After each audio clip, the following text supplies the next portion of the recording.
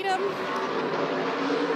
And we're racing in Kansas. Pretty good start for Corey, a little tighter on the outside lane, so he should be able to get clear here into turn one and pick whatever lane he wants with clean air.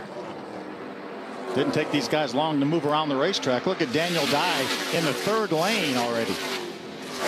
Should give him a pretty good run down the back straightaway, and that outside lane usually stays a little bit dominant for the first couple laps just because of that momentum.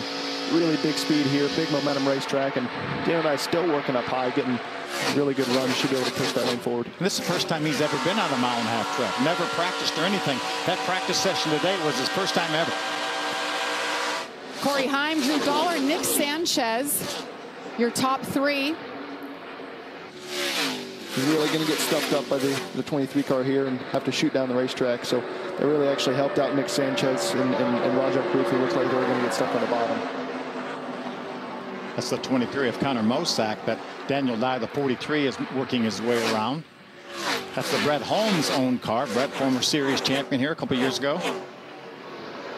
Connor Mosack right there, that beautiful car for Brett Holmes Racing, the number 23. Trans Am racer, running for the championship this year, did the same last year, but really trying to figure out this stock car thing and hasn't done a lot of ovals in his stock cars, so he was looking forward to today. They really thought they'd have something to bring to the party today. As he goes side by side with Daniel Dye on the bottom. Outside door, quarter, bumper, clear this time. Clear, let's roll. We could hear how little the 43 of Daniel Dye was out of the throttle, just like he just breathed it for just a second over there. Gus Dean in the 15. That Mobil 1 Toyota. Dean in the 6th position right now.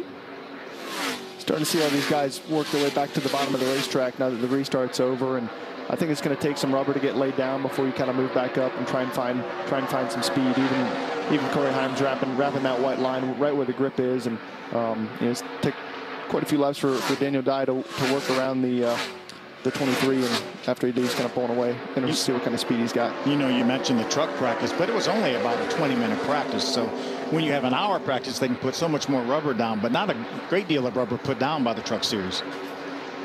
That's something I even pay attention to, you know, with cup practice after this race is over. And, you know, I know for a fact in our race on Sunday, we're going to be moved around, going to third lane, and you got progressive banking here. So even when you look at the racetrack, trying to figure out, you know, what lane has the most grip.